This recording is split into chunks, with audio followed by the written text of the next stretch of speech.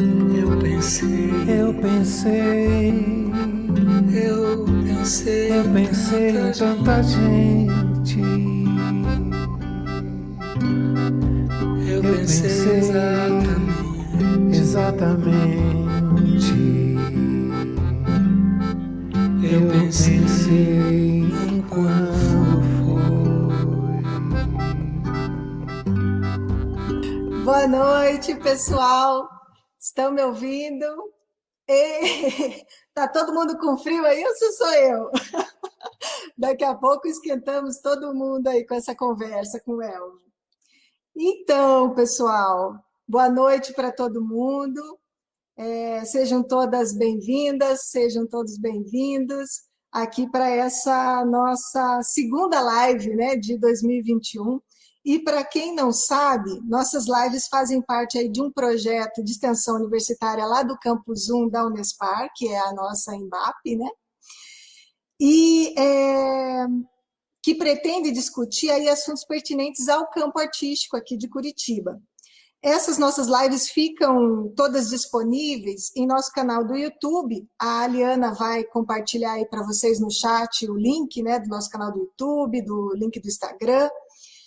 E lá no YouTube a gente publica as compilações de depoimentos que a gente produz aqui também pelo ECOA para as nossas lives e as próprias lives daí já editada e algumas compilações, algumas edições curtinhas das nossas lives lá.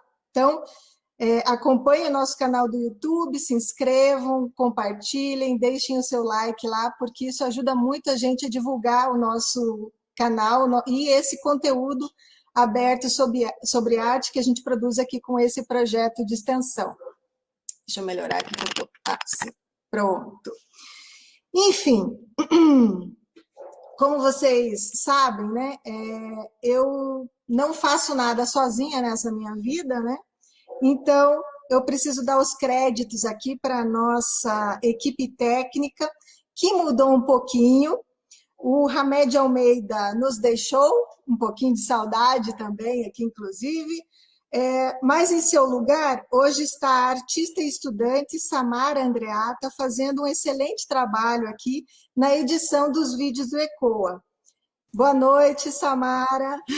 Olá, boa noite. Obrigada pelo seu trabalho, querida.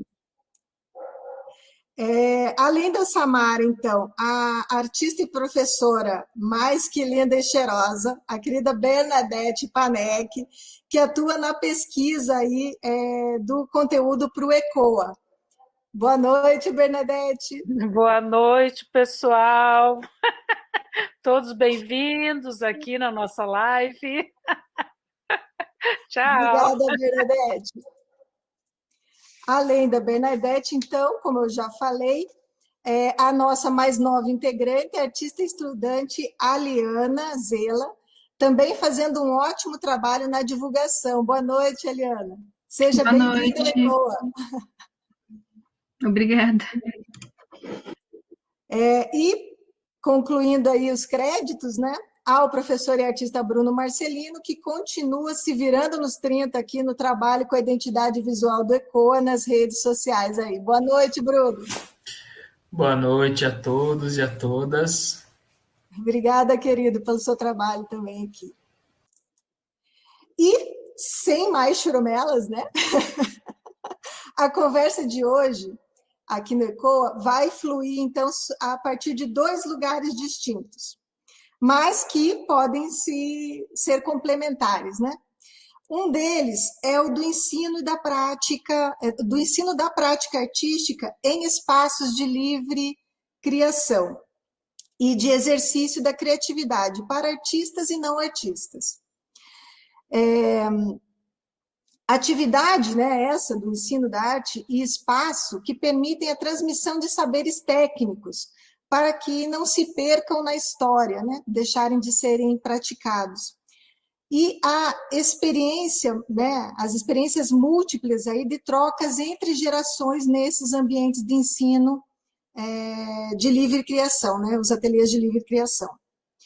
E o outro lugar, né, para onde vai fluir aqui a nossa conversa, já é um lugar solitário, o da carreira artística, né, de um artista, que é o desenvolvimento, né, de uma trajetória e da afirmação de uma poética ao longo do tempo. Hoje vamos conversar com alguém que é um exemplo, dentre tantos outros aqui de Curitiba, que faz convergir esses dois lugares, o do ensino e o da produção artística. E é ele, o nosso querido Elvo Benito Damo. Elvo, sobe aqui comigo. Boa noite, querido, tudo bem? Boa noite, tudo ótimo. Seja muito bem-vindo aqui ao ECOA. Obrigado, eu agradeço a oportunidade, o convite, agradeço a todos os participantes, principalmente o pessoal aí do projeto de extensão universitária, comandada a Lilian, que comanda a Lilian, a Bernadette, Bruno, Hamed, Samara e a Liana. E agradeço essa oportunidade. Muito obrigado. A gente que agradece a sua presença aqui. Para aquelas e aqueles, né, que não conhecem o Elvo, que é difícil não conhecer o Elvo, né? Mas para esses que não conhecem, o Elvo é artista, escultor de raiz, forjado a ferro e fogo, não é mesmo, Elvo? Desenhista, gravador e professor responsável pelo ateliê de escultura da Fundação Cultural de Curitiba, lá no Parque São Lourenço. Tido por muitos colegas, artistas, alunos, como um professor generoso. Então, para o público que nos acompanha, o primeiro bloco dessa conversa vai tratar do lugar do ensino. O segundo, sobre o artista Elvo Benito Damo e sua trajetória e história. E o terceiro, como quem acompanha aqui o ECOA já sabe, a gente vai abrir para a pergunta de vocês. Então, vão pensando aí em curiosidades que vocês tenham para perguntar para o Elvo, sobre a carreira dele, sobre a atuação dele como professor lá no ateliê de escultura. Vão anotando isso aí e compartilhando com a gente ali no chat, que no terceiro bloco a gente coloca as perguntinhas aqui para o Elvo e ele vai responder para a gente. Enfim, vamos começar então a conversa aqui, Elvo, para esquentar essa noite fria? Estou pronto e espero contribuir com a curiosidade e o interesse de todas as pessoas que estão participando desse trabalho. Eba. Ó, Mazé aí já participando com a gente. Boa noite, Mazé. Enfim, vamos lá, vamos para a primeira pergunta aqui. Elvo, conta para nós como foi o início da sua formação em arte e como você enveredou aí para a prática escultórica. Olha, eu tenho para mim que o meu começo está relacionado à minha infância e à minha adolescência. Desde pequeno, fui influenciado pela minha mãe à leitura. Nós tínhamos um hotel na velha Chapecó e a gente ajudava nos afazeres do hotel. Puxar lenha, encher a geladeira de bebidas, enfim, atividades de piazada, como a gente dizia. E a recompensa era sempre livros de história, muito bem ilustrados, coloridos. E isso, acredito que me deu um incentivo da imagem, da leitura. Também o gibi, a história em quadrinho, fazia parte total de toda a criançada da nossa idade, da minha idade. O cinema, então, era o momento esperado, todo domingo à tarde, filme de Bang Bang, Capa-Espada, Tarzan, o que acabava se tornando a brincadeira da semana até o próximo filme. Então, cada semana de brincadeira tinha a ver com o filme do domingo. se era bang-bang, estávamos todos nós, de revólver na cintura, andando com um cavalo de pau, coisas desse tipo. E no ginásio, havia, na época, o ginásio marista, que eu estudei, havia uma matéria chamada Trabalhos Manuais. Ali a gente se dedicou a diversas técnicas de serrinha, de chifre de boi, de até tricô, a cola, serra, prego, enfim, toda atividade manual de adolescente. E eu sempre tive jeito para isso, vontade, sempre fiz todos os meus brinquedos, fazia brinquedo para as outras crianças também. Tudo isso foi me levando para esse lado. Sempre lendo, sempre gostando de poesia, teatro, eu escrevi peça de teatro, eu fui diretor de teatro, fui o artista do teatro, enfim, a época de Corpus Christi, havia uma concorrência entre o ginásio e o colégio das irmãs, os maristas com as irmãs, ver quem fazia os melhores, os mais bonitos tapetes pelas ruas da cidade no dia de Corpus Christi, enfim.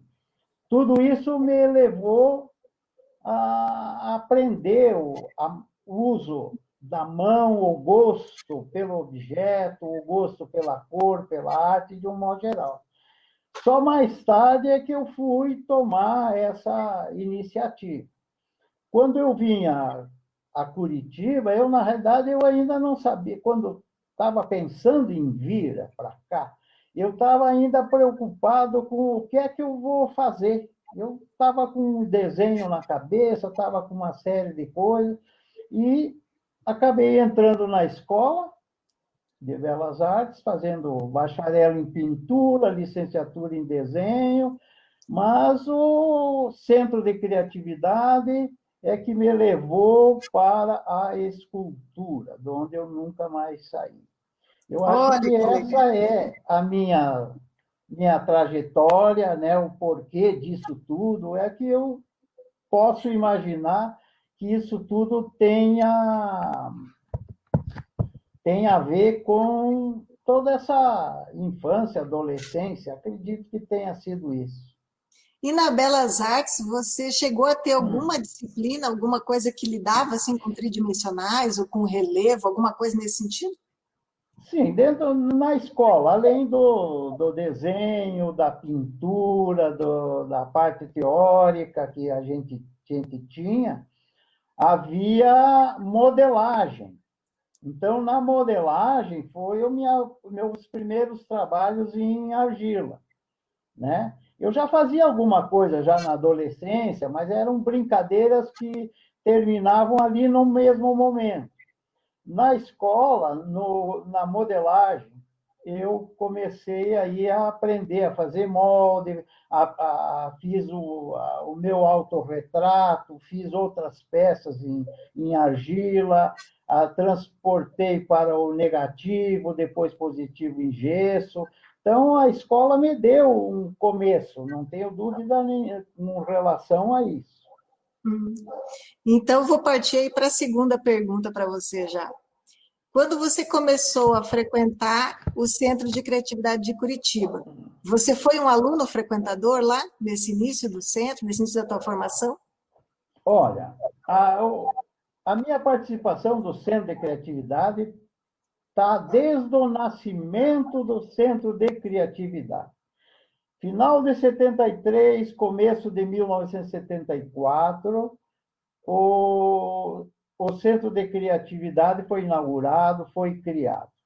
A partir desse momento, eu passei a frequentar o Centro de Criatividade, porque o Centro de Criatividade começou com artistas que tinham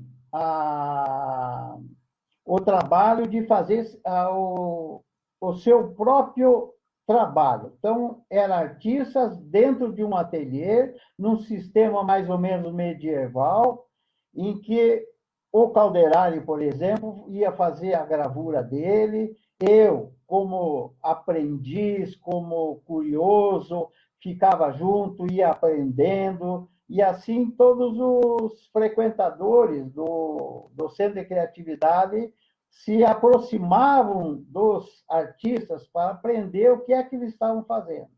Foi assim que começou o Centro de Criatividade. Então, o Centro de Criatividade praticamente começou com a grande maioria dos professores da Escola de Belas Artes. Calderai, Ivens, João Osório, e outros professores que eu tenho lembrança, Jair Mendes, a Estela Sandrini, na cerâmica, o Alfredo Braga, que não fazia parte da escola, enfim, todo mundo era professor e enquanto eu fazia Belas Artes, eu aproveitei esse momento e estava presente no Centro de Criatividade desde essa hora. Ali eu fiz curso com o Calderari, melhorei a questão de gravura em metal, fiz curso com o Ivens, que dava uma matéria mais, vamos dizer assim, mais instigante, que era com papel, com forma, atividades diferentes daquilo que ele dava na escola. Então, a minha interação foi aí.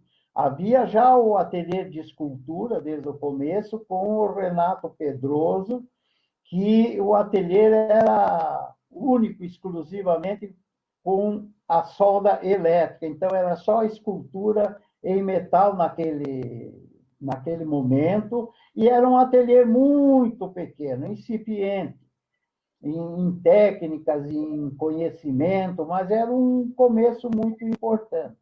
Então, 74, 75, enquanto eu fazia a Escola de Belas Artes, eu frequentei o Centro de Criatividade desde o começo. Em 76, após a minha formatura em bacharel,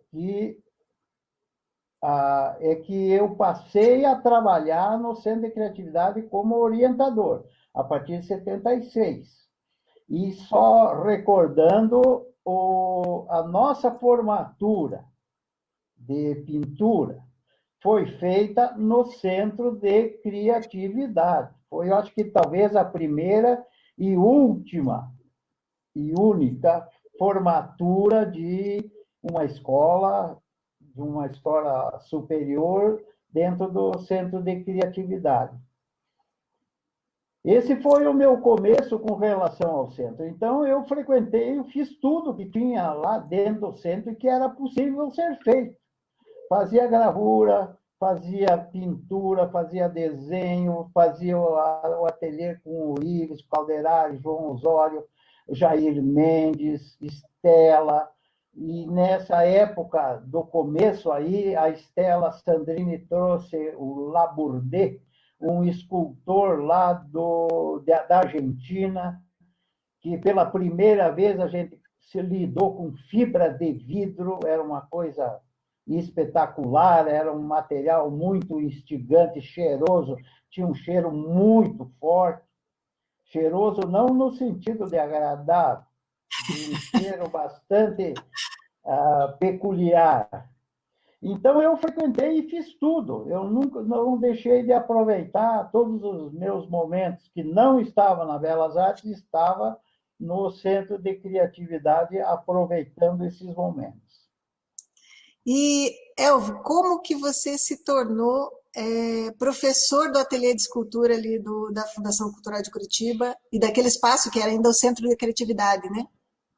Bom, em 75, começo de 76, eu fui submetido a provas, etc., dentro do centro, fui aprovado e passei, então, a trabalhar, a fazer parte dos orientadores do ateliê de escultura, do Centro de Criatividade. A minha primeira atividade foi no juvenil. Eu trabalhei com teatro. teatro de improviso, teatro de instigação, com alunos de escola normal. Então, eu fiquei praticamente quase um ano trabalhando nessa área. Eu fazia teatro com essas crianças, com esses adolescentes, e, ao mesmo tempo, todo momento de oportunidade, comecei a trabalhar no ateliê de escultura, fazendo algumas coisas. Então, esse foi o meu começo como orientador dentro do Centro de Criatividade. Então, a partir de 77, eu já estava dentro do ateliê de escultura, já tinha deixado essa parte juvenil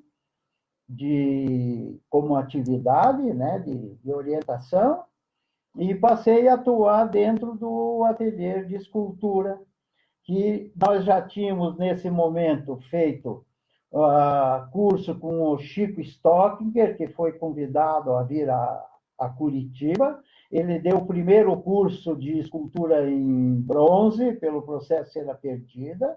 Foi dado o primeiro curso de escultura em pedra. E nós, então, eu passei logo em seguida a trabalhar com a pedra, o bronze, e o Pedroso, o Renato, continuava com a solda elétrica. Isso aconteceu até 80, quando o Pedroso se afasta, sai do ateliê, e eu assumo daí integralmente o ateliê de escultura. Mas foi um começo duro, não foi um começo fácil. Foi um começo bastante difícil. Primeiro porque o ateliê era razoavelmente pequeno, todos nós que estávamos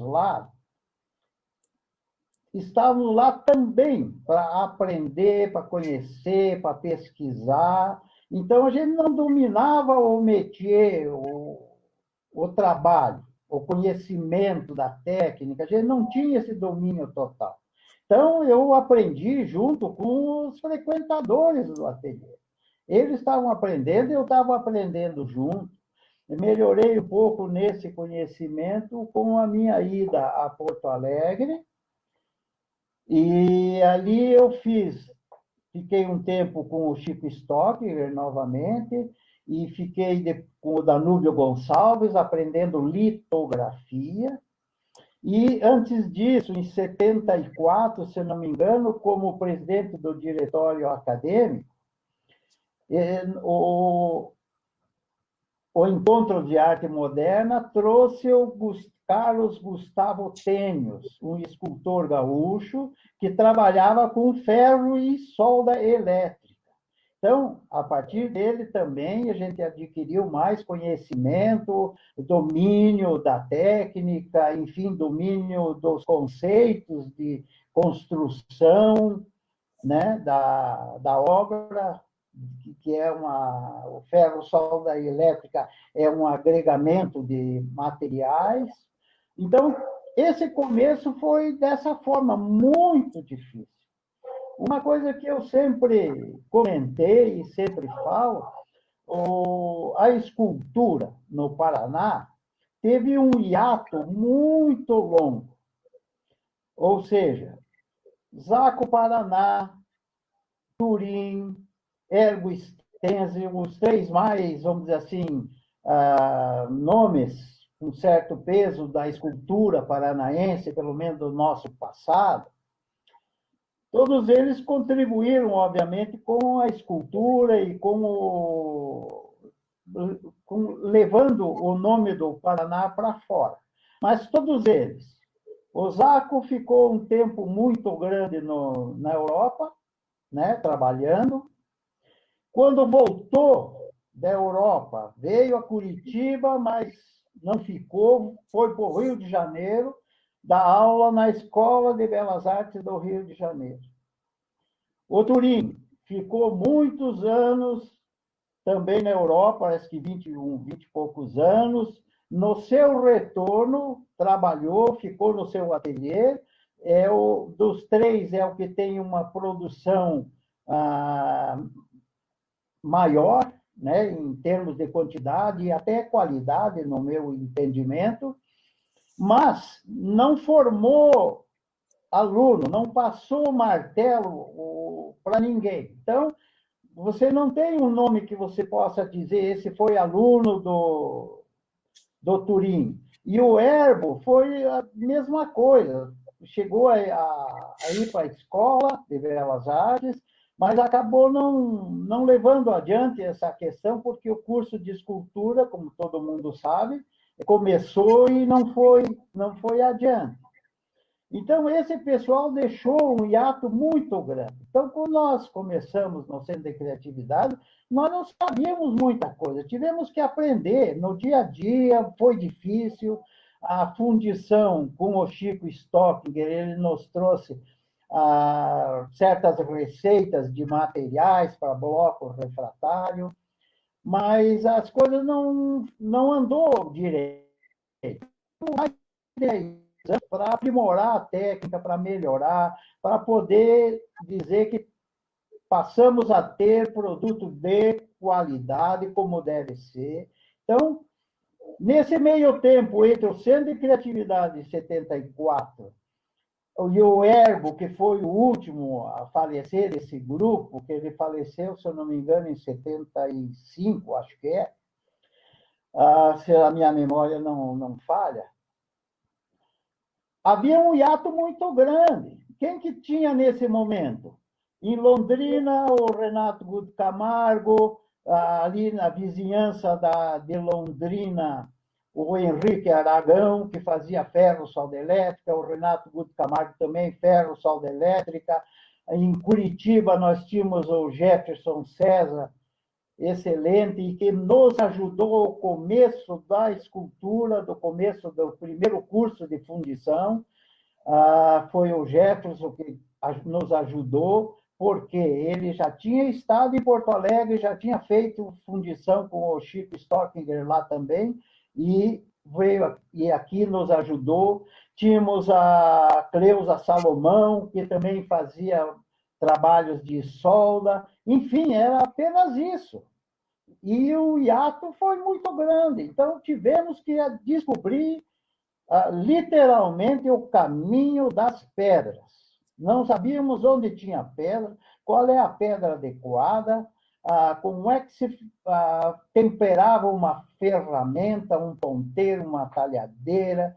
Então, tivemos que ir aprendendo isso a duras penas, buscando o ferreiro da vizinhança da cidade, que ainda existia, hoje você já não encontra mais esse pessoal, e com isso a gente foi aprendendo.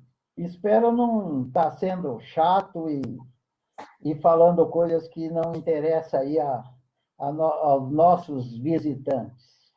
O pessoal está adorando, Elmo. Estou comentando um monte aqui no chat. Mas Querido. foi assim todo esse começo do Centro de Criatividade. Foi difícil, todo mundo. Não só eu, o próprio Centro de Criatividade estava tentando se acertar, se ajeitar, né? Que não era fácil. Olha, o Centro de Criatividade foi, pensamento meu, um acontecimento de extrema importância para a cidade de Curitiba, para o estado do Paraná. Foi um momento certo, no lugar certo, a cidade estava se modificando totalmente. Enfim, nós entramos nessa onda, nós acreditamos na cidade, nós acreditamos no Centro de Criatividade, nós trabalhamos diuturnamente para que as coisas acontecessem e acontecessem bem, né? Tentamos fazer o melhor trabalho. Isso foi uma bênção. Enfim, caiu na cidade esse Centro de Criatividade e foi você pode pensar antes e depois do Centro de Criatividade. Eu queria, antes de fazer a próxima pergunta, eu vou só dar os créditos para o vídeo que estava rolando aqui e que o pessoal estava comentando também ali no chat. Esse vídeo foi produzido, foi feito pela Kátia Augustin e as imagens, né, são do Rubens Van Dressen, desculpem. E foi para uma escultura, né, as mãos, o rio, né, do Geraldo Leão. Isso, eu lembro, eu lembrei perfeitamente dessa fundição. Foi uma fundição totalmente em cobre. Isso mesmo. E o Elvo, como vocês viram muito bem no vídeo, quase fez o trabalho sozinho, né, Elvo? Afinal, o nosso amigo não era um escultor, né? Ele tinha que ter o apoio total nosso como responsável, para que as coisas acontecessem e saíssem bem. Isso mesmo, querido. Então, vamos para a próxima pergunta aí. Como era o ateliê de escultura quando você começou a dar aulas lá, né? Essa coisa dos equipamentos, enfim, as técnicas que você começou a emplacar lá. Você até já comentou que você teve ajuda dos próprios alunos, ou seja, você foi se desenvolvendo junto com eles nesse começo. Então, conta um pouquinho mais desse momento para a gente. O começo foi exatamente isso aí. Não conhecíamos praticamente nada e fomos aos poucos evoluindo nas técnicas, fomos colocando mais técnicas dentro do ateliê, misturando materiais. Uma modificação importante foi em 98, final de 90, ali perto de 2000, com a entrada da Saparoli no ateliê de escultura, aí passamos a colocar à disposição cerâmica, vidro, que era uma técnica totalmente desconhecida nossa, aqui de Curitiba, do grande público. Isso deu vamos dizer assim, um alento, uma melhoria nas técnicas que pudemos oferecer na época. Nessa área de vidro, do fusing, ou moldagem em vidro, que eu prefiro o termo em português, nós formamos mais de 60 pessoas, várias turmas, dentro dessa técnica. Então, introduzimos também o vidro e pesquisamos o vidro como escultura, da mesma forma que se fazia o bronze, cera perdida, nós fundimos o conhecido, que é o vidro líquido entrando dentro de um molde. Então, a pesquisa foi muito profunda, foi grande. Naquele momento, nós tivemos a ajuda de um francês que trabalhava, a mulher dele trabalhava na Renault, e ele não fazia nada o dia inteiro e gostava de vidro, e já fazia algumas coisas na França, nos ajudou, nos orientou em diversas questões, nos trouxe bastante informação através de vidros. Então, nós fomos crescendo, assim foi que o ateliê foi, inclusive, expandindo a nível de espaço, porque o ateliê era muito pequeno. Lá dentro do Centro de Criatividade, foi o único espaço que cresceu. À medida que iam saindo certas atividades de dentro do ateliê de escultura, dentro daquele barracão, que aquele barracão estava dividido em três atividades. Tinha a casa do zelador, tinha o ateliê de escultura e tinha o ateliê do Arnei, que trabalhava lá com madeira. À medida o zelador saiu, entrou uma gráfica. Depois o Arnei saiu, entrou a marcenaria. Depois a gráfica saiu, nós ocupamos. A marcenaria saiu, nós ocupamos. Também a parte dos fundos, não tinha nada, foi um anexo, onde ficou durante anos toneladas e toneladas de ferro velho que a gente utilizava para desenvolver e melhorar nosso trabalho. Mas nós fomos aprendendo tudo, e fomos fazendo, fomos dominando, e desse trabalho todo nasceu o meu primeiro livro, em 77, que é a escultura em bronze pelo processo de cera perdida, que nada mais foi do que o resultado do curso do Chico Stockman. Eu tenho o Chico Stockinger como meu principal mestre e meu mentor na área de escultura. Não falo só tecnicamente, eu falo dele como pessoa, como uma pessoa de um coração grande, de uma doação. Ele não escondia a informação, ele dava atenção para a gente, ele orientava, ele dava conselhos, sempre bons conselhos, uma pessoa decente, honesta. E eu sempre procurei seguir o exemplo dele dentro do ateliê, exatamente transmitindo aos meus alunos todo o meu conhecimento. Se eu tinha dúvida disso ou daquilo, eu também fazia questão de dividir, mostrar que eu também não sei isso, mas vamos aprender junto que nós resolvemos o problema. Então, esse foi o desenvolvimento do ateliê de escultura. Ao mesmo tempo, a atividade de escola, e nesse meio tempo, em 1980, eu passei também a dar aula na Universidade Federal do Paraná. Os alunos da universidade, por falta de espaço adequado na universidade, frequentavam o ateliê de escultura.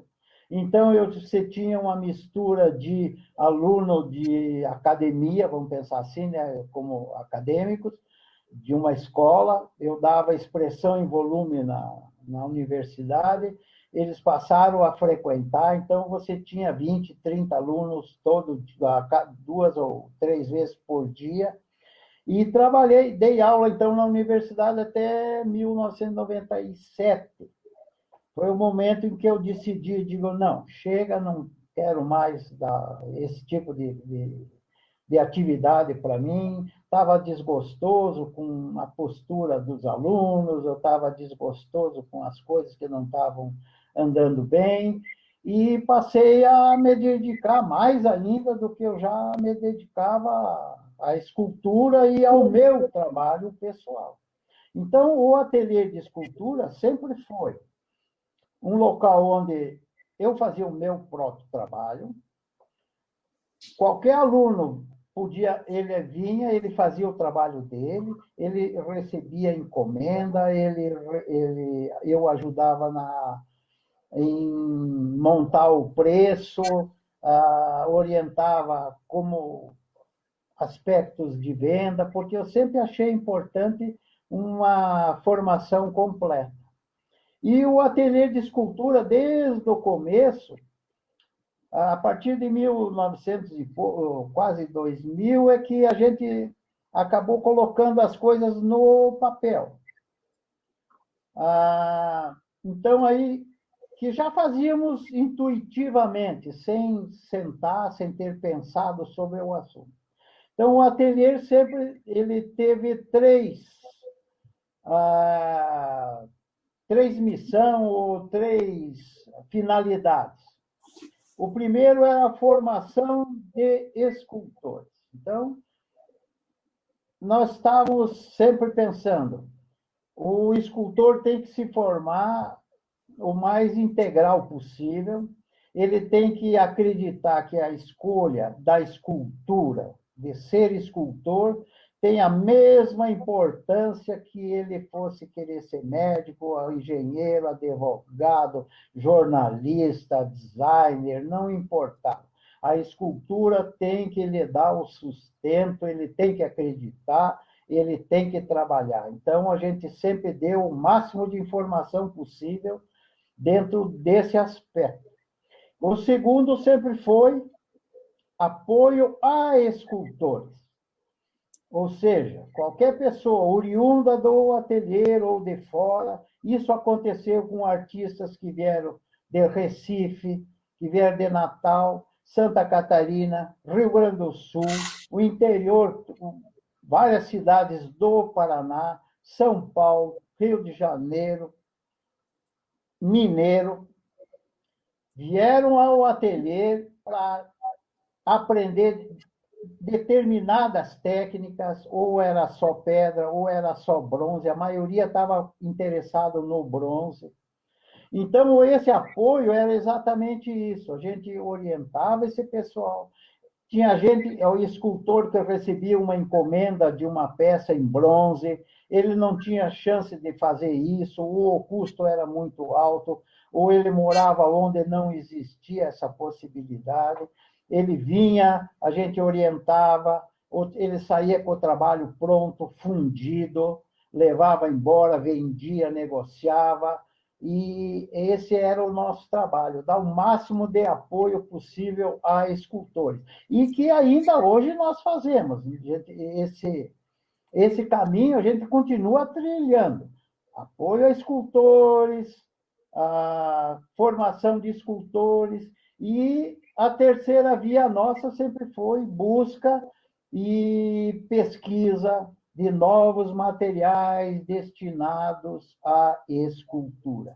Foi nesse momento que eu falei da importância da Saparoli, da Maria Helena, no aspecto de cerâmica, vidro, porque ali, na cerâmica, por exemplo, e no vidro, houve uma mistura de conhecimento muito grande, porque para fazer o fusing, fazer o vidro, eu tinha conhecimento de massa refratária na fundição, a cerâmica também tem o conhecimento da argila queimada, cozida, que também tem um aspecto refratário. Então, essa mistura do conhecimento que nos levou a fazer obras em vidro que não é qualquer um que tinha possibilidade de execução ou de feitura, porque exigia um conhecimento específico, que nós, pelo acúmulo de conhecimento, domínio de diversas técnicas, nós tínhamos isso. Isso tudo agregamos, misturamos isso tudo e conseguimos fazer um excelente trabalho. Pelo menos eu imagino que nós tenhamos feito esse tipo de transmissão de um conhecimento mais vasto. Então, esse é o ateliê de escultura. Pela declaração de amor aqui do pessoal que está participando pelo chat, acho que foi assim mesmo, viu, El? Vou fazer uma pergunta um pouquinho mais burocrática aqui. Como que era a interação, né, entre o ateliê de escultura, o Centro de Criatividade, né, e a Fundação Cultural para que você pudesse fazer, então, todo esse trabalho lá dentro do ateliê de escultura? Como que funcionava essa interação? Bom, com o nascimento do Centro de Criatividade, o ateliê de escultura era como o ateliê de pintura, o ateliê de cerâmica, o ateliê de outros trabalhos, né? Enfim, nós éramos apenas um entre outros. Mas, com o tempo, o ateliê foi ficando maior, foi criando uma certa importância. O próprio Centro de Criatividade, Fundação Cultural, a Prefeitura Municipal, porque cada administração, prefeitura, fundação, Centro de Criatividade, ia mudando os diretores. E vinham outros pensamentos, outra maneira de conduzir as atividades dentro do Centro de Criatividade. E, conforme essas coisas foram acontecendo, muitas atividades foram se apagando, foram diminuindo, foram desaparecendo. Com, acho que mais ou menos 80, houve um esvaziamento muito grande do Centro de Criatividade. Certas atividades saíram dali, foram para o Solar do Barão, como principalmente a gravura, a lito. A lito, só um adendo dentro dessa história, quando eu estive em Porto Alegre, eu fiz litogravura com o Danúbio Gonçalves. Mas a lito, como entendida de lito artística, nunca houve em Curitiba. Havia a lito industrial, a litográfica, onde se fazia o rótulo de lata de cerveja, o rótulo de chá, o rótulo de erva mate, enfim, essa era a finalidade da lito numa época. Mas artística nunca houve essa possibilidade.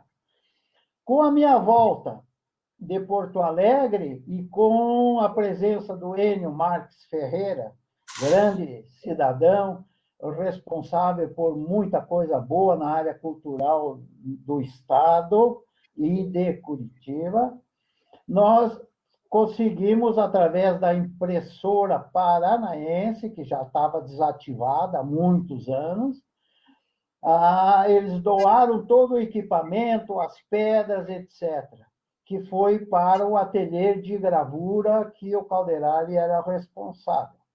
O Calderari, no começo, não estava interessado na lito e eu assumi, então, a instalação do ateliê de lito. Fiquei por 6 meses dividindo no ateliê de escultura e com a orientação no ateliê de lito. Até que o Calderari voltou a se interessar pelo assunto, assumiu de vez e eu voltei para o ateliê de escultura.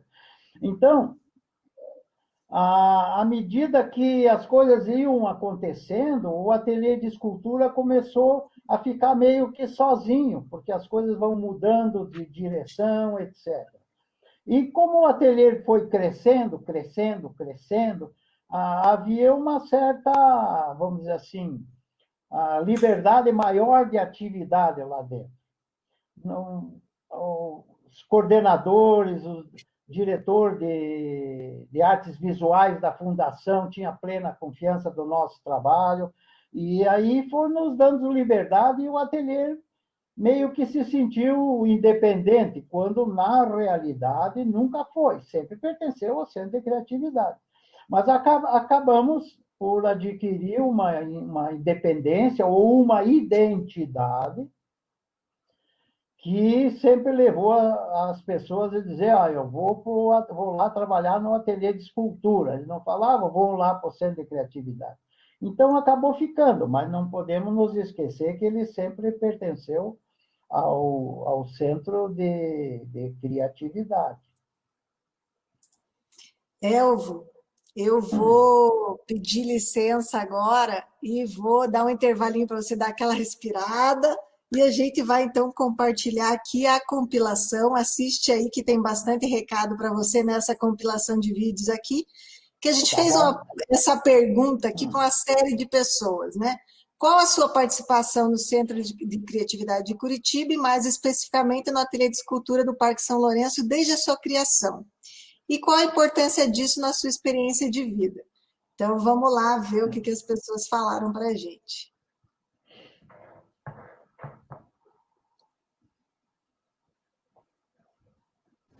Na década de 80, tive a grande oportunidade de frequentar o ateliê de escultura, conhecer o grande mestre Elvo, que para mim é um pai para a escultura, e de diversos escultores que tiveram a oportunidade de conhecê-lo e trabalhar no ateliê. Aprendi a tirar os moldes, compreender os lados, o envolvimento da peça, o processo de cera perdida, e quando eu fundi a minha primeira peça, eu me senti realizado como escultor e nunca mais parei, além de ele ter me dado o meu primeiro bloco de pedra, que foi significativo para a vida toda. Minha participação no ateliê de escultura passa pelo desenvolvimento do meu trabalho na cerâmica e pela colaboração dentro do espaço com o pessoal que participava ali também. E hoje minha passagem por esse lugar tem sido importantíssima, já que foi ali onde comecei minhas aulas de cerâmica e que hoje dou continuidade no meu espaço. Então sou muito grata por isso, sem dúvida tem sido muito, muito importante na minha vida. Em 1974 fui convidada pelo Jair Mendes a ser orientadora do ateliê de escultura. Resina de poliéster, fibra de vidro e de cerâmica. Eram apenas alguns artistas, como Fernando Calderari na gravura, o Renato Pedroso na escultura, Antônio Arnei na experiência de papel e João Osório na pintura e no desenho. Foi uma experiência revolucionária. Eu coloco que tivemos artistas como Tom Hudson, que vieram fazer trabalho conosco de criatividade. E foram as exposições que surgiram dentro do próprio centro, que eram a primeira exposição sobre ecologia. Eu fiz uma exposição com os operários da fábrica de vidro, e fiz uma exposição na fundação também com minhas esculturas em resina. O João Osório fez aqueles objetos caipira, foram feitos com essa experiência, e os outros artistas que viriam de fora para fazer exercícios de criatividade. Considero esse período um período fértil, um período onde os alunos da Belas Artes saíam e tinham aonde trabalhar e dar continuidade ao seu trabalho. Uma das coisas que me chamava a atenção, que eu era a única mulher orientadora nesse período. Eu tinha apenas 30 anos. Quanto à minha vida, a formação que eu tive no Centro de Criatividade, eu posso dizer que até hoje ela rege da força. Ela me diz, está na hora de mudar, está na hora de você criar outras coisas. Ela foi fundamental na minha formação. Bom, com relação à minha atuação no Centro de Criatividade de Curitiba, creio que a principal foi o privilégio de ter trabalhado em todo o conjunto de esculturas de João Torim para o Memorial Paranista. Hoje, estar fazendo parte desse momento único e especial tem relação com a iniciação da escultura em 1997, quando eu ganhei uma bolsa de escultura Elvo Benito Damo, mestre e professor do Ateliê de Escultura do Centro de Criatividade de Curitiba. Pessoa muito especial, que tem enorme admiração e gratidão, e que foi extremamente importante para a minha formação. Quando inaugurou o Centro de Criatividade, no final de 1973, eu tinha 21 aninhos e decidida mudar o mundo através das artes. O establishment, o sistema, o caos. Nós estávamos no auge da ditadura militar e tinha acabado a Guerra do Vietnã. Lá eu encontrava os meus amigos com as mesmas ideias e tinha um laboratório de fotografia onde eu passava minhas tardes de sábado revelando filme e ampliando fotos. Foi transformador na minha vida. Foi durante a graduação que eu conheci o Ateliê de Escultura da Fundação Cultural e passei a frequentar ele como aluna, que eu tive a oportunidade naquele espaço de aprender mais sobre o mundo da escultura, as técnicas e o que é esse convívio diário com a produção escultórica, né? Nesse momento eu tive a oportunidade de compartilhar com colegas a produção artística. Então, ao mesmo tempo que eu estava produzindo uma peça em fibra de vidro, eu tinha um colega que estava ao meu lado produzindo uma peça em cimento e o outro, do outro lado, estava produzindo em cerâmica, e isso enriqueceu muito a minha bagagem como artista e que hoje faz uma diferença enorme no meu trabalho. Pois é, eu comecei no centro bem no começo, em 73. A ideia era boa, era um centro de livre criação, onde o frequentador poderia fazer o que quisesse, como quisesse, pretendendo um resultado artístico, mas não sei por que razão a coisa nunca engrenou bem, cada vez havia alguma mudança, etc. Por exemplo, no início eu tentei fazer um ateliê de criações em plástico, como eu tinha feito já, pedi que o pessoal levasse restos de plástico, eu também levei alguns, e eles iam fazer montagens com plásticos. Não houve interesse, a coisa não foi para frente, então, de minha parte, eu passei só a ficar como orientador de desenho e pintura. Nessa mesma época, o Lerner contratou um inglês, Tom Hudson, para dar um curso de criatividade. E encheu de gente, arquitetos, não sei o que mais, para frequentar essas aulas, que eram ministradas primeiro no auditório, uma aula teórica, depois fazia um livro de criações. Teve uma, inclusive, surgiu um escândalo, porque era lá fora, assim, um grupo que o Willer depois chamou de essa gente da contracultura. Era uma encenação que, de repente, pegava um pintinho, amarrava o pintinho assim em cima daquelas máquinas lá fora, não sei o quê, a pessoa sentava numa cadeira, como se fosse uma cadeira elétrica, vinha um outro com um martelo e, bum, esmagou o pintinho. O Tom Hudson, o inglês, fez assim pra cara na hora. Então, sempre que o que o centro estava tentando engrenar, mudavam a direção, cada novo diretor começava do zero de maneira diferente. A ideia foi boa, mas não vingou em Curitiba. Não sei por que razão.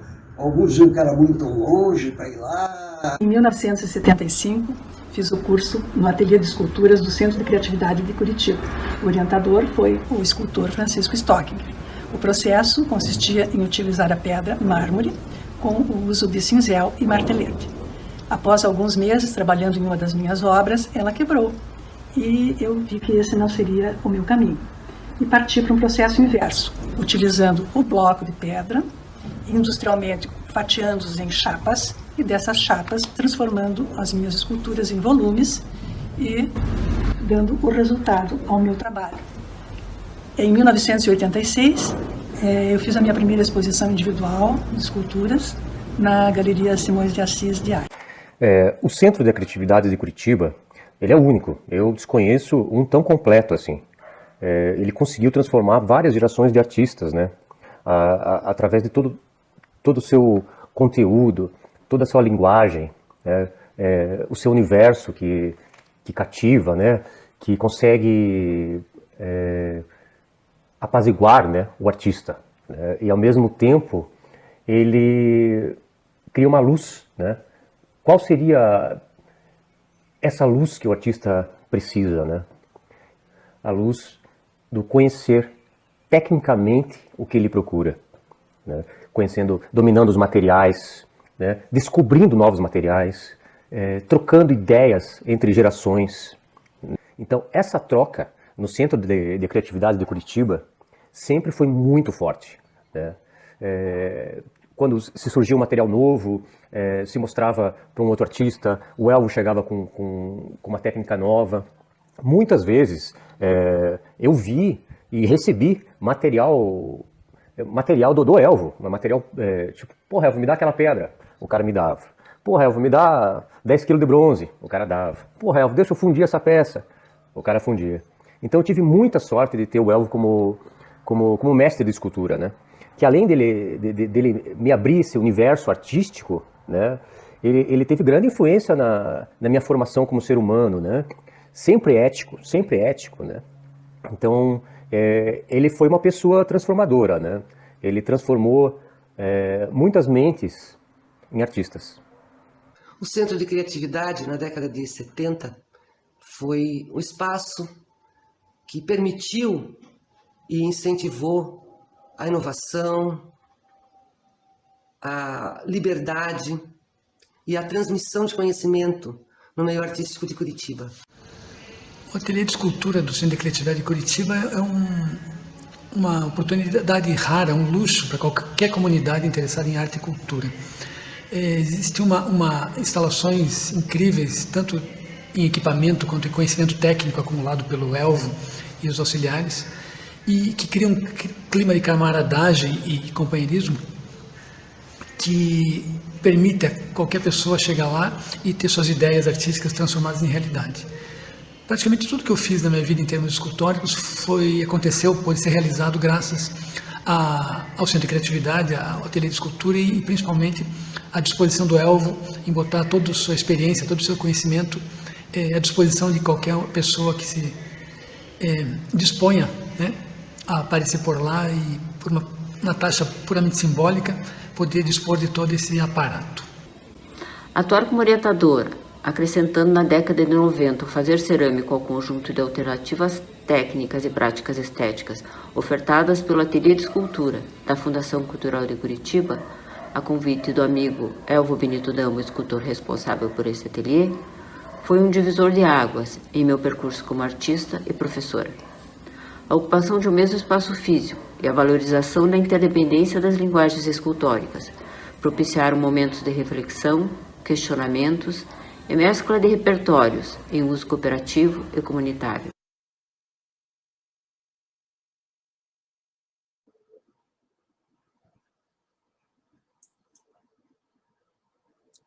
Elvo, essa é a compilação que a gente faz e é sempre uma delícia ouvir todas essas pessoas e o que elas têm a dizer sempre aqui no ECOA, nas nossas lives, é uma maravilha. E essa não podia ser diferente. Obrigada a todo mundo que participou aí dessa compilação. Um beijo enorme para vocês todos e todas. Obrigado, eu agradeço também. Fico comovido, mas eu me comovo com facilidade, com música caipira, eu choro, mas agradeço toda essa atenção desses amigos aí.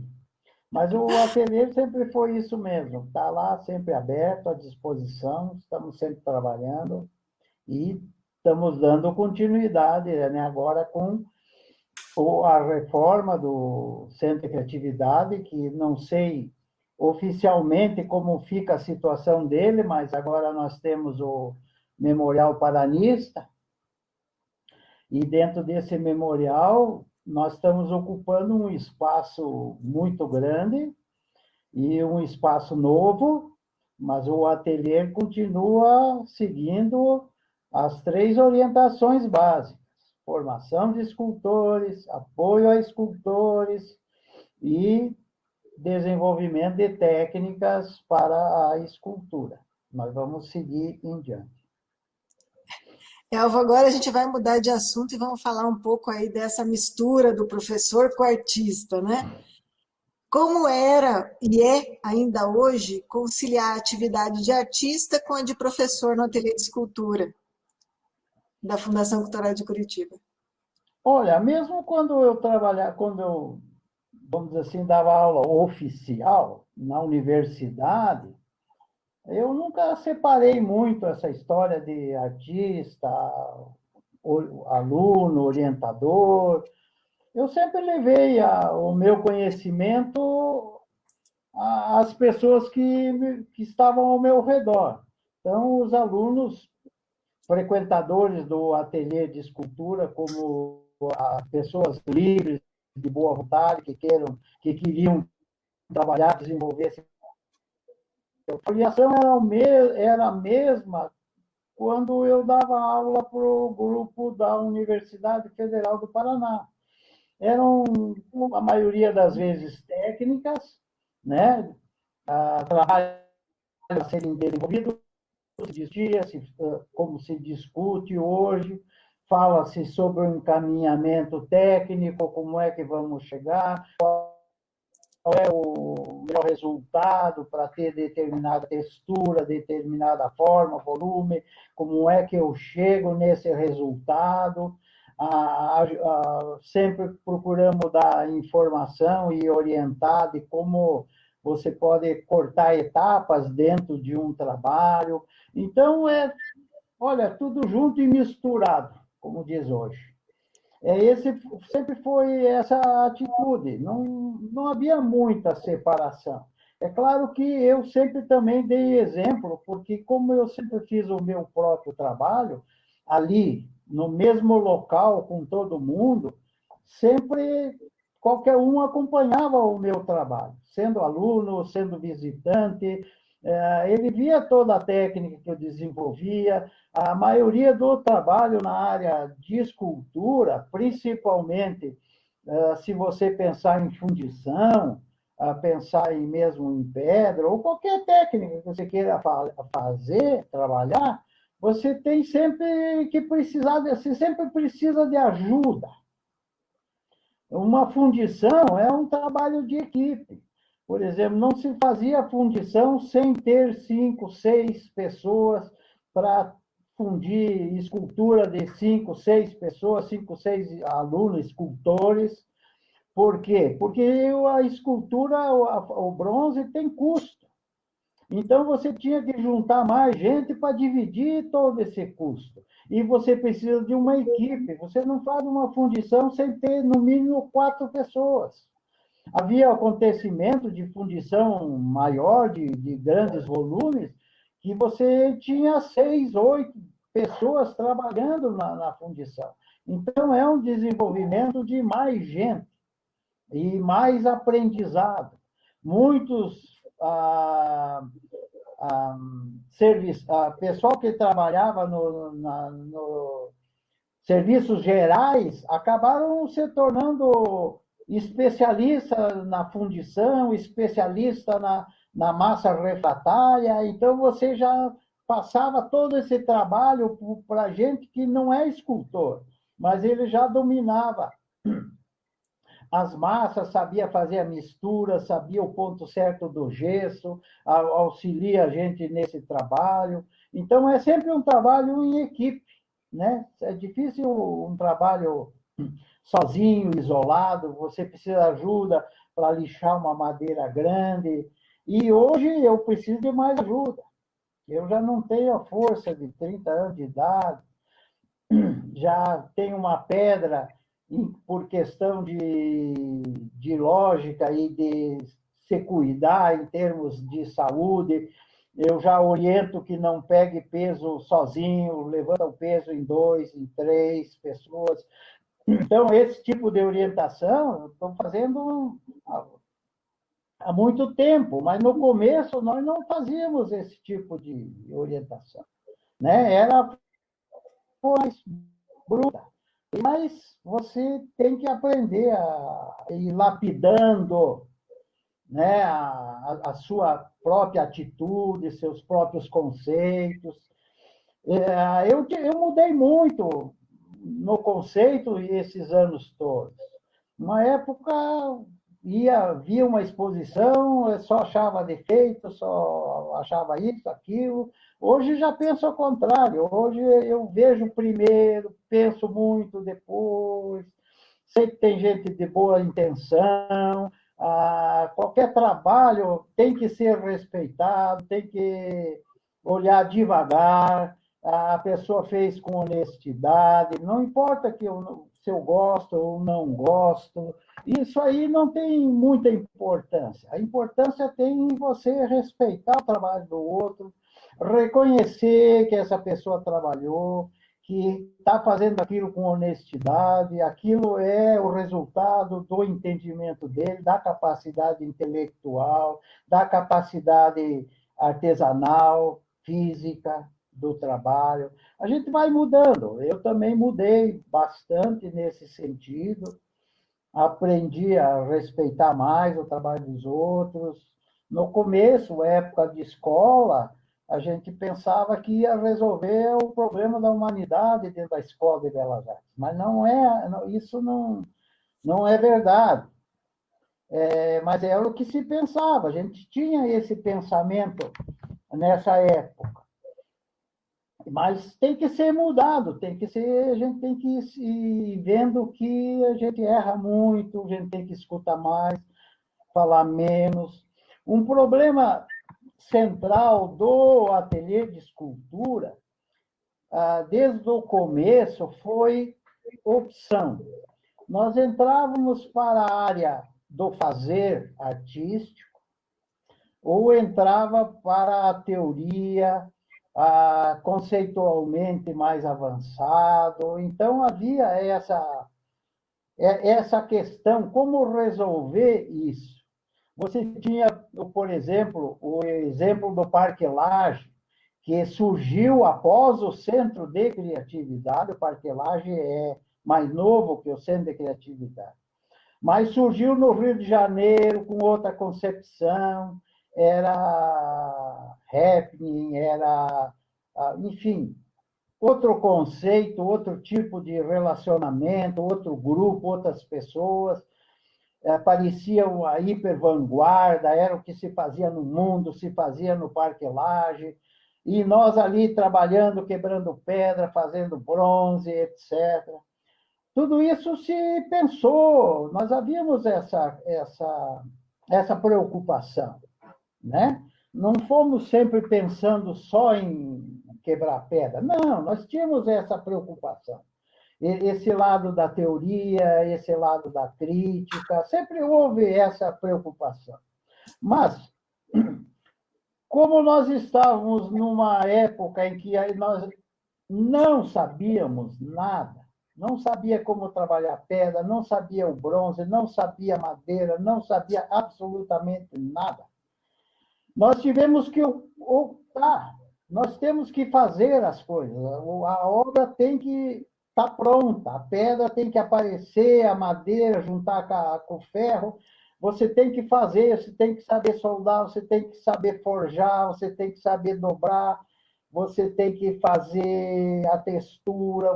Então, nós gastamos o longo tempo no fazer, porque nós tínhamos essa necessidade. Claro, falhou um pouco nessa questão de teoria, de conceituação, mas tentamos ir resolvendo com conversa, trazendo um ou outro artista, uma outra pessoa que aos poucos foram falando alguma coisa, sempre orientamos a leitura que os alunos têm que ler, têm que se informar, tem toda a liberdade de fazer o seu trabalho do jeito que quer, de qualquer maneira.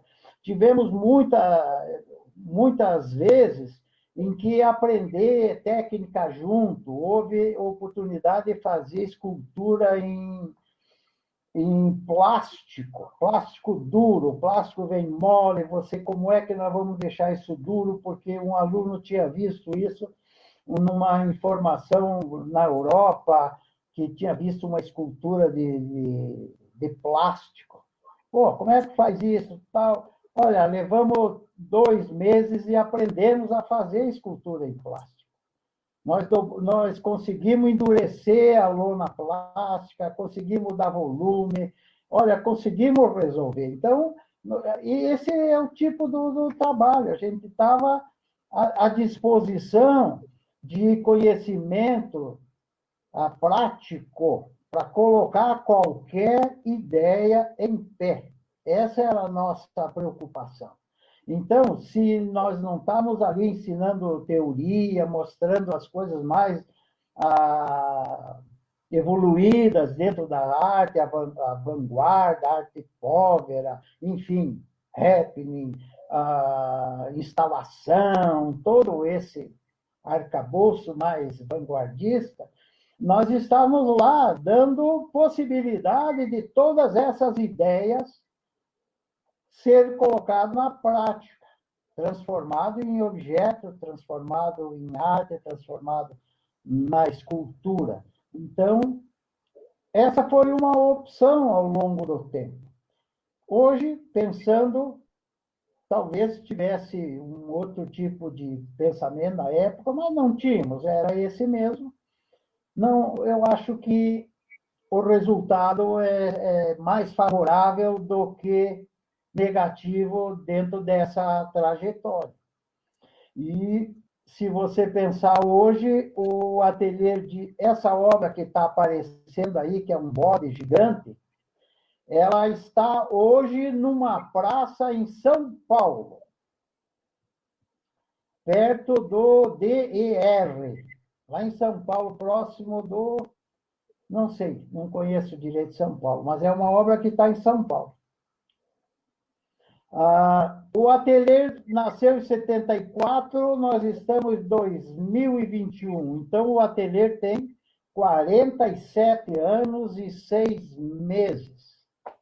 É o tempo que eu frequentei o Centro de Criatividade. O ateliê tem mais idade do que eu. O ateliê de escultura, como orientador, eu tenho 45 anos e 6 meses de trabalho. Pretendo trabalhar ainda muito mais. Espero que maravilha! Ter chance e ter força para isso. Vai ter sim. O ateliê hoje, com o novo espaço, o ateliê ficou dividido da seguinte forma. Nós temos no antigo pavilhão, que eu digo lá em cima, 2 fornos que foram doação da Universidade de Montana, 2 fornos de cerâmica para alta temperatura, 2 fornos. Eles doaram, compraram todo o material, não doaram apenas o material, eles se doaram. Vieram os professores americanos, vieram os alunos americanos, tudo por conta deles. Eles construíram o forno, nos ensinaram a construir o forno, nós trabalhamos junto nessa construção. Nós, que eu digo, os ceramistas curitibanos, paranaenses, que se engajaram, auxiliaram na construção, participaram da primeira queima de alta temperatura, porque dentro da cerâmica, a queima de alta temperatura é o que há de melhor, que oferece melhor resultado plástico, visual, enfim, é o melhor. E nós temos isso e continua sendo à disposição de grupos de ceramistas para encher os fornos, porque não são pequenos, são grandes. Uma queima cerâmica exige uma equipe que tem que trabalhar, às vezes, 24 horas direto, cuidando do fogo, atendendo a situação. Então, essa parte ainda existe, faz parte do bloco lá em cima, além da sala que eu já tinha antes, o ateliê tinha da cerâmica, e o restante é fundição, passou tudo para o espaço novo. E esse espaço novo vai continuar oferecendo essas possibilidades. O espaço novo recebeu uma doação do Samuel Lago de equipamentos que faziam parte do ateliê João Turim. O ateliê João Turim, eu vou entrar num parêntese para contar um pouquinho o que significa o ateliê João Turim. Não é o ateliê antigo do João Turim, é um ateliê recente. Quando a família Gilmar Turim resolveu negociar as obras do Turim, quem comprou foi o Samuel Lago. Comprou os direitos de reprodução, enfim, comprou todo o acervo do João Turim. E eu fui convidado, nessa época, para montar o ateliê João Turim, uma fundição para fundir as peças do João Turim. Isso que foi feito.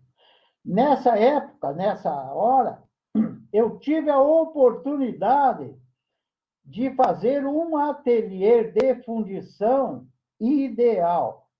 Aquilo que eu nunca pude fazer no espaço da Fundação Cultural, do ateliê de escultura que nós estávamos trabalhando. Lá não tinha o espaço necessário, nem sempre havia o dinheiro necessário para comprar isso, comprar aquilo, enfim, questões administrativas. Então, nesse espaço, pude construir um ateliê ideal.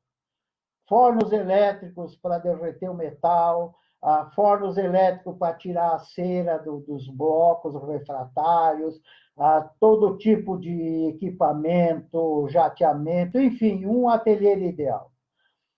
Cumprimos o objetivo, trabalhamos 6, 7 anos, que eu não sei direito, fundimos todas as peças do João Turim, enfim, o ateliê cumpriu aquilo que foi destinado. Então, esse material passou para o novo espaço. Agora está lá, nosso, do ateliê, ele está à disposição de qualquer um que queira frequentar esse espaço. Então, isso significa hoje o ateliê nosso lá. Um novo espaço, mas o velho ateliê de escultura, o velho orientador continua lá trabalhando, com uma equipe nova, que trabalhou no ateliê João Turim, que já eram oriundos do ateliê. Quando se montou o ateliê João Turim, quem começou a trabalhar foi toda uma equipe de 8 pessoas, todas elas oriundas do ateliê de escultura. Então, eles já estavam em casa, já conheciam o métier. Isso foi o que aconteceu. Hoje, conversando com a administração da fundação, está se abrindo isso agora é para... Estou falando isso para os artistas, de um modo geral. Vai se abrir a possibilidade, não tem data ainda, porque nós estamos numa época meio estranha, mas está se abrindo a possibilidade da volta de uma bolsa produção, ou seja, a Fundação, o Ateliê de Escultura, o Ateliê de Escultura, através da Fundação, através do ICAC, vai agilizar um valor, um dinheiro, para que o artista desenvolva o seu trabalho dentro do espaço do ateliê. Ao mesmo tempo, vai passar a aceitar estagiários, daí remunerados, né, legalmente, oriundos da segundo, terceiro ano da Escola de Belas Artes, do curso de escultura, pessoal da FAP, o pessoal de artes de um modo geral. Então, essas possibilidades estão se abrindo, acredito que vai acontecer, não temos data nenhuma, mas essas possibilidades são reais e espero que, de fato, aconteça. Que maravilha! Uma outra coisa que eu gostaria de dizer é falar a respeito de espaço público, que é um pensamento meu de longa data. Eu me reconheço CRIA, do Centro de Criatividade de Curitiba. A minha possibilidade, o que eu faço hoje, o que eu pretendo ainda fazer, é tudo em função de órgão público. Nós, de um modo geral, não só nós artistas, mas a população, de um modo geral, nós temos sempre críticas à questão cultural, tanto municipal, como estadual, como federal, etc. Mas se pensarmos apenas localmente, Curitiba, por exemplo, ou o estado do Paraná, a gente vê que a cultura, ou no caso específico da escultura, tudo isso surgiu em função do estado ou em função do município. Curitiba sempre esteve na formação de artistas, sempre foi atuante, sempre deu bastante oportunidade. E é claro que tem falhas, é claro que falta, às vezes, isso, falta aquilo, etc. Não tem, às vezes, o professor adequado naquele momento. Mas nós temos muita coisa, a cidade supre quem quer aprender, quem quer se tornar um artista, ele tem ainda hoje bastante oportunidade. Temos que ainda criticar? Claro, temos que fazer crítica, por que não? Temos que melhorar? Essa é a possibilidade de que as coisas andem melhor. Somos obrigados a estar atentos, somos obrigados a prestar atenção nas coisas que acontecem na área cultural. Nós sentimos muito, a gente ficou muito triste com diversas salas que se apagaram, que desapareceram. Os salões nacional de cerâmica, que era feito em Curitiba, que numa hora para outra desapareceu, não existe mais. Salão de mostra da gravura, salão do desenho, são coisas, a sala Miguel Bacum, quanta coisa boa que desapareceu. Nós choramos, talvez o pecado nosso tenha sido chorar sozinho, silencioso, talvez não chorar, tivéssemos gritado, enfim, a gente vai cometendo erro, deixa passar muitas coisas, e a cultura nossa exige atenção nossa. Nós temos que estar atentos, nós temos que brigar pelo espaço, porque uma briga de um espaço, não estou brigando pelo meu espaço, eu estou brigando pelo espaço da cidade, e porque esse espaço tem que ficar, ele tem que ser reconhecido, ele tem que ser mantido, ele tem que ser melhorado. É isso. Elvo, eu vou te fazer duas perguntas e a gente vai abrir daí para as perguntas do chat. Então, vou relembrar aí o pessoal que está assistindo, a gente está acompanhando. Se tiverem perguntas para o Elvo, já vão colocando aqui no chat que já vamos abrir para as perguntas de vocês. Elvo, então você poderia contar para a gente quais trabalhos seus foram mais instigantes de serem feitos e por quê? Da sua produção artística? Olha, eu tenho alguma historinha instigante. São alguns trabalhos que fugiram um pouco do meu dia a dia. Por exemplo, eu fiz uma cola aqui, espero que me perdoem, e também não estou citando muito o nome de pessoas, porque certamente vou esquecer, ou vou citar pessoas que não fazem parte real do acontecimento, eu peço desculpa por esse cuidado, né, que eu faço de antemão. Mas foi em 1981, no Teatro Guaíra. Eu fiz 3 cenários figurino para a peça de teatro.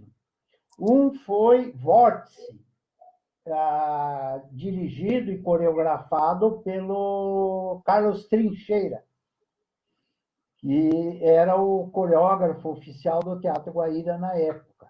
Então, Vórtice foi uma grande escultura que eu fiz, que ficava em movimento dentro do palco, uma peça grande, tinha mais ou menos, acho que uns 4 metros, feito em pano e fibra de vidro. Foi um trabalho bastante instigante, porque eu tive que cuidar também do figurino.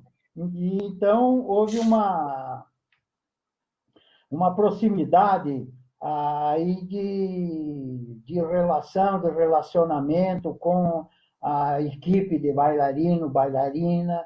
Foi uma coisa ótima de trabalhar, gostei muito.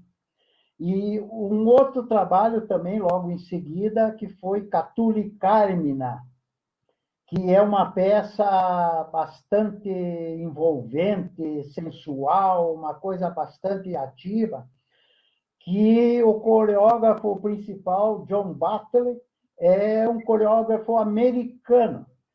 Ele aprovou, através da correspondência da época, os desenhos do cenário, os desenhos do figurino. Então, foi para mim foi importante, porque houve uma aceitação de pronto da minha ideia, do meu cenário. Eu, para fazer esse trabalho, assisti durante 2, 3 meses os ensaios, eu ficava lá o tempo todo, vendo esse movimento de palco e pensando na ideia. Enfim, o pessoal gostou, aprovou. Outra peça foi a Vida e Morte de uma Mulher Só. Também foi outra figura, figurino e cenário. Foi um trabalho que eu gostei bastante, interessante de se fazer. Um outro trabalho que também marcou e que tem uma certa importância, com o cuidado com o que eu sempre pensei, bateu com o que eu sempre penso a respeito da profissionalização, a respeito de ser um escultor, que foi o trabalho que anteriormente estava em frente ao Citibank. É uma escultura grande, ele tem uns 2 metros e pouco por 2 e pouco, é uma forma cilíndrica com metal dentro, mas o inusitado desse trabalho foi, primeiro, ter sido convidado para fazer uma escultura num prédio, ter a possibilidade de escolher o local, a colocação da escultura, ter a possibilidade de escolher a escultura, o que eu quero fazer, o que é que eu quero colocar lá. Outra possibilidade, não houve a questão de valor. Não questionaram o valor, não determinaram o valor a priori. Então, tudo aquilo que o escultor, que o artista deveria sempre acontecer quando é convidado a fazer um trabalho, principalmente uma escultura. Porque, via de regra, o que acontece? Você tem um lugar, o lugar é esse. Você tem que fazer isso por isso. Te dão liberdade de fazer o que quiser, desde que seja isso. E terceiro, olha, não temos dinheiro. O dinheiro é curto. Precisamos ver isso aí, papapá. E essa obra não houve isso. Essa obra foi espetacular, correu bonito. E essa obra é de 1984. Eu acho que isso aí explica um pouco esse trabalho.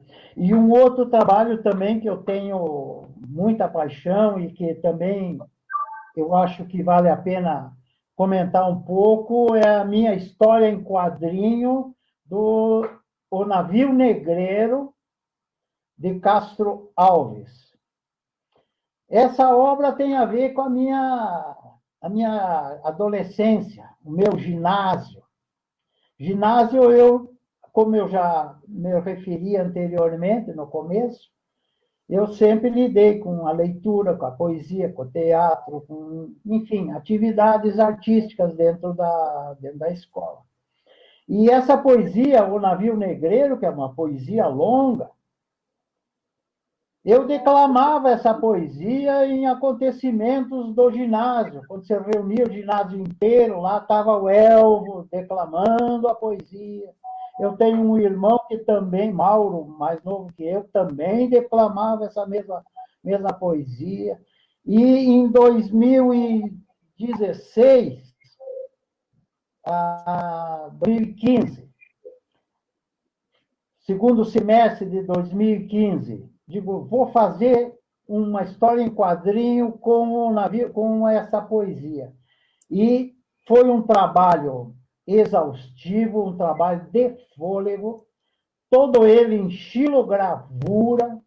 Eu consegui através da internet, o texto original da primeira impressão dessa poesia através da Biblioteca Pública do Rio de Janeiro. Através da biblioteca, eu consegui e fiz a poesia em cima da ampliação das letras do texto. Usei o texto de 1864 e daí elaborei todo um trabalho de história em quadrinho. Fui desenvolvendo. É um gibi. O Navio Negreiro, ele tem 207 xilogravuras. Cada página é uma xilogravura. É tamanho A4, capa dura. Esse trabalho também é um trabalho que eu gostei bastante, fiquei muito feliz com o resultado. E me deu muito prazer, muita satisfação, e foi um trabalho de fôlego. Eu já tinha feito 2 álbuns de xilogravura anteriormente. Um foi o Navio Negreiro, né? Desculpe, estou falhando aqui. Foi O Bugreiro, um álbum de xilogravura que eu fiz em 1979, que eu fui colocado em exposição no Museu Paranaense, e nós tínhamos o diretor Blasi, um grande amante da questão indígena, defensor, e esse bugreiro estava exatamente em cima disso. Então, esse é também uma coisa bacana, inusitada, que eu fiz. Elvo, vou para a última pergunta, então, antes de abrir para as perguntas do chat. Tem alguma história curiosa ou engraçada que aconteceu no ateliê de escultura, em alguma técnica escultórica, né, realizada por algum frequentador lá do ateliê, que você possa contar para a gente aqui hoje? Olha, tem história, mas eu vou contar alguma história que aconteceu comigo. Claro que tem várias histórias, eu não lembro agora assim de pronto te contar algumas assim, mas vou contar dois acontecimentos. Eu recebi uma encomenda de um busto, determinada pessoa. Obviamente não vou citar o nome, porque eu não tenho autorização, né, para fazer isso. Mas eu tinha que fazer um busto de um cidadão, e quem me procurou foi a viúva, uma mulher da nossa sociedade, intelectual, com posses, né, porque foi encomendar um busto direto, né, para a família. A viúva e 2 filhos. Um filho engenheiro e o outro setor de vendas. Aí comecei o trabalho em cima de fotografia, que a gente faz, e trabalhei. Quando cheguei já trazer para dar uma olhada, porque eu já estava começando a me sentir satisfeito, mas as fotos nem sempre conseguem te ajudar bastante, o suficiente. Aí veio 2, veio a viúva e veio um dos filhos, eu não lembro qual deles ali, se é engenheiro ou se é o homem de vendas. Aí acharam um defeito aqui, acharam um defeito lá, eu trabalhei, fui corrigindo, uma hora estava certo, um dizia que estava bom, o outro não está bom, e pá. Aí, daí uma semana depois, eu anotava as questões, trabalhava, voltava, na outra semana vinha o outro. Pronto, mudava tudo. Não, o nariz vai para frente, vai para trás, está muito grosso, muito alto, está baixo. E olha, eu trabalhei 6 meses. Um trabalho desse eu trabalho em 15 dias, 20. Os 6 meses e o trabalho não estava pronto. Não estavam se entendendo, que um mandava de um jeito, outro tirava do outro. Os 3 juntos não dava certo, porque eu não conseguia trabalhar, nem eles conseguiam se entender. Aí um dia disseram, olha, está vindo a irmã dele de fora do país,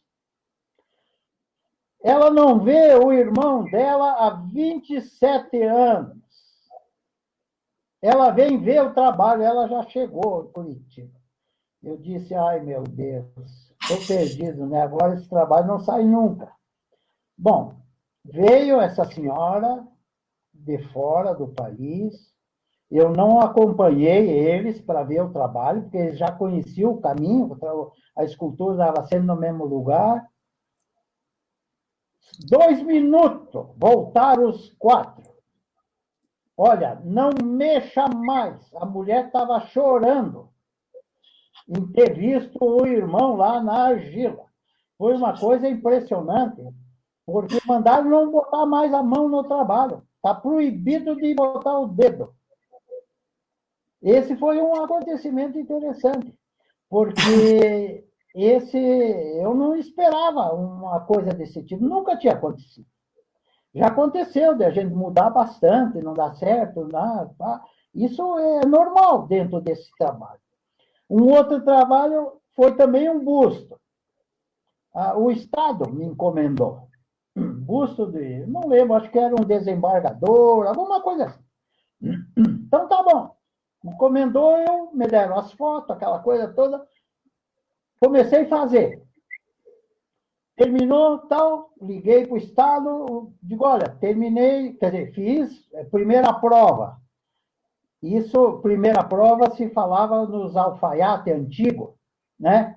Você encomendava a fatiota, o casaco, ele cortava tudo, você ia fazer a primeira prova, ver se estava certinho. Então, veio a senhora, chegou a senhora, uma senhora já de certa idade, toda retinha, assim, bonita, mulher, olhou, não parece com ele, virou as costas e foi embora. E o busto não saiu, não aconteceu mais nada. O Estado não me ligou mais, não me deu satisfação. Eu liguei, eles disseram que não sabiam o que tinha acontecido. Enfim, não aconteceu. E um terceiro fato que aconteceu comigo é de uma escultura de um bode em bronze que eu fiz. Logo depois da saída dos cursos com o Chico, nós começamos a desenvolver a nossa técnica, fomos trabalhando. Uns 3, 4 anos depois, inclusive esse bode está na capa de um catálogo meu, que eu estou lembrando da história agora, então eu não pude procurar o catálogo, mas eu tenho. Ele está na capa, acho que foi de uma exposição que eu fiz na Caiaca. Não tenho bem certeza, mas enfim. Lá, as primeiras esculturas de maior volume que eu estava fazendo, fiz 3 esculturas, 3 bodes. Tinha uma cabra e 2 bodes, grande em bronze. Fundimos blocos bonitos, fizemos troço. O Jefferson César, na época, me ajudou a fazer isso. Sei que nós ficamos, só ele e eu, à noite. Era meia-noite, nós estávamos lá cuidando da fundição sozinhos. Fundimos 3 blocos, deu problema, ferveu, veio fogo para cima, parecia um vulcão, aqueles blocos. Foi um desastre total. Aí nós fizemos isso numa quinta, sexta-feira. Fui só abrir os blocos na segunda-feira. Resumindo, das 3 esculturas que eu fundi, as 3 deu um problema total. Olha, coisa terrível. Nunca tinha me acontecido um negócio daquele. Graças a Deus, nunca mais aconteceu. Mas eu juntei o pedaço dos 3. Peguei a perna de um, pescoço do outro, metade do chifre do outro, soldei tudo e fiz um bode só. Então, aquilo lá é 3 em 1. Esse foi um dos fatos que me aconteceu nesse tempo todo aí. Então, agora eu vou abrir para as perguntas do chat. Vou começar aqui com a Liz. Deixa eu expor aqui a pergunta dela. Ela pergunta para você: como será a fundição agora no ateliê para os artistas locais? Olha, continua como sempre foi. É um ateliê de formação de escultores e apoio a escultores. Quem quer fazer as suas esculturas em bronze, o ateliê está à disposição. É só vir trabalhar. Se já é um escultor que já conhece o métier ou conhece uma parte do métier, só não pode fazer a fundição, já venha com a escultura pronta em cera. Facilita, é mais rápido. É claro que isso sempre tem alguns custos que, obviamente, o escultor vai ter que colaborar, fazer a parte dele nesses custos. Mas o ateliê continua à disposição dos artistas. Não só os nossos locais, qualquer escultor de qualquer parte. Nós abrimos o espaço, ajudamos no trabalho, orientamos tudo, temos equipe para trabalhar. Nós apenas não fazemos fundição para terceiros. Quem quer o trabalho, vem fazer com a gente. Nós ensinamos, nós orientamos, nós ajudamos. Não fazemos fundição para terceiros. Tem mais uma pergunta aqui de um antigo conhecido meu também, olha aqui. Um beijo enorme para o Eduardo Nascimento. Deixa eu colocar ele aqui. E o Eduardo está pedindo para você contar aí a história do dinossauro que você fez para os Trapalhões. Isso é verdade. Eu não lembro a data agora, mas fizemos um dinossauro para os Trapalhões, que andava e tudo. Foi na época que o o Renato Aragão tinha brigado com o restante da equipe, com o Zacarias, o Mussum e o Dedé. E o Dedé. Eles tinham se separado. E o Renato Aragão fez um filme chamado Dinossauro e a Melancia, alguma coisa nesse sentido. E nós fizemos, então, esse dinossauro.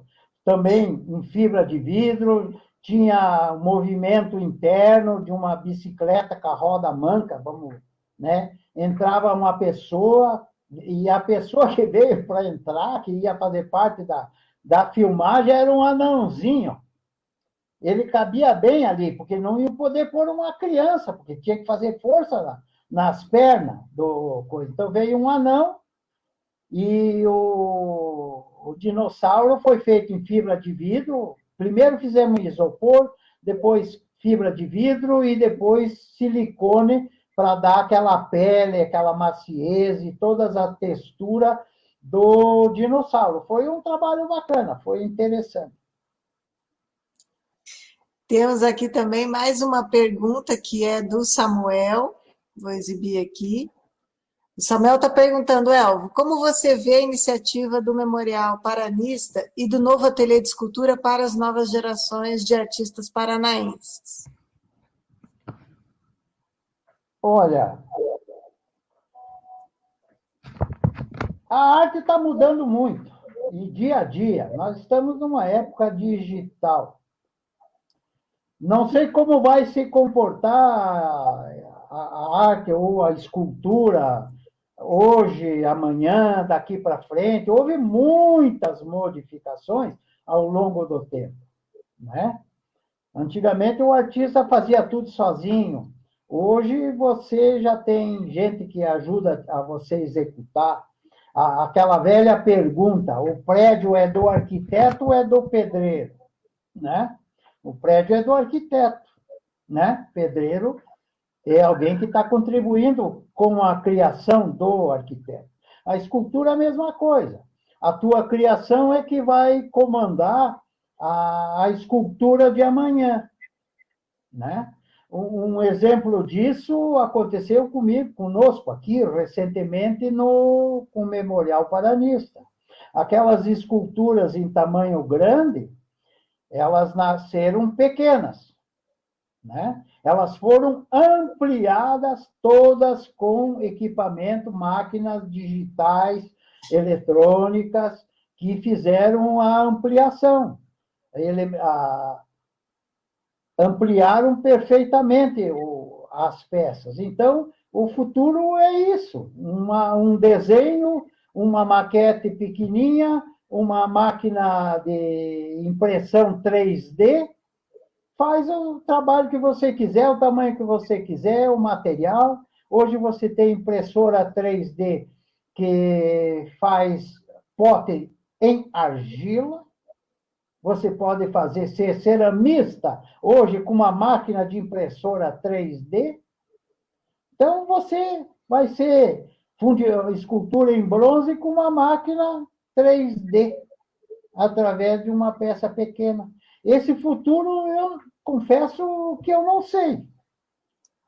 O que eu acho é que o meu futuro é continuar a fazer trabalho, ser feliz com aquilo que eu faço e acreditar nisso. Então, eu não sei como prever o futuro da arte hoje. Já mudou muito. Ela já foi 1000 anos para frente, ela já voltou 3, 4 séculos para trás. Você vê trabalho que nada mais é do que se fazia em 1800 e pouco, e são trabalhos excelentes, são trabalhos ótimos, são trabalhos de artistas contemporâneos, artistas de hoje, com um intelecto genial, excepcional, concepção daquilo que está explanado em matéria. Eu acho que, não sei, é difícil pensar nesse futuro. Eu quero ir mais longe possível nesse futuro.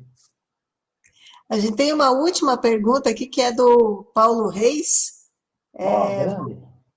Grande Paulo Reis. E ele faz aqui meio uma provocação, olha lá. Opa, desculpe, tirei. Deixa eu pôr de novo. Aqui. O Memorial Paranista tem alguma importância hoje? Hoje em dia, o Memorial Paranista?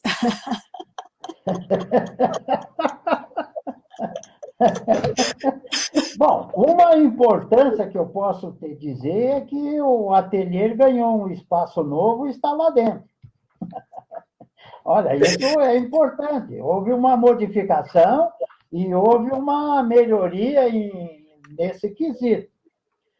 Quanto ao memorial em si, o que nós temos é o reconhecimento de um artista paranaense que tinha uma projeção nacional e internacional e que é bom que se reconheça. Espero que daqui a 20, 50, 100 anos tenha um memorial Elvo Benito Damo também, por que não? Vai ser um reconhecimento. E, no momento, é esse reconhecimento. O espaço, hoje, Memorial Paranista, é o espaço que vai fazer parte da linha de turismo da cidade. Eu acredito que ele possa passar a competir até com o Jardim Botânico, porque ele vai ter o que o turista, o visitante possa admirar, tem espaço bem adequado para muita gente, e faz parte do Parque São Lourenço. O Parque São Lourenço vai se tornar também